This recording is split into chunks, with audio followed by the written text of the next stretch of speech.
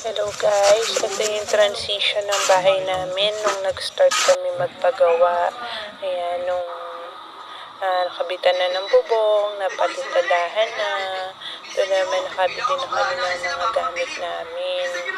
Kaya lang hindi pa tapos yung loob. Marami pang kailangang ayusin. Ito yung kitchen. Ayan, hindi pa siya ganun kaaliwalas.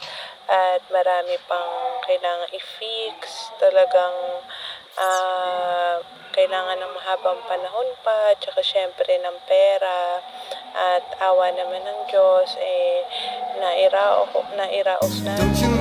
Ito na siya, guys.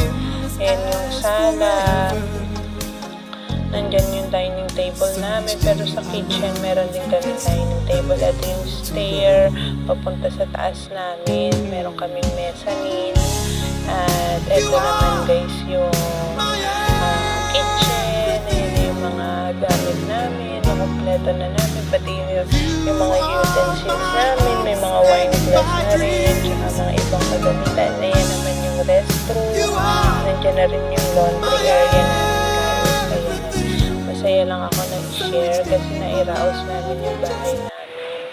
At unti-unti na rin kami nakakapundar ng gamit namin. Ayan yung taas namin, yung kwarto namin sa taas. At nandiyan si Pau Pau, nagpapahinga. Ayan, meron pang basket lang mga labahin.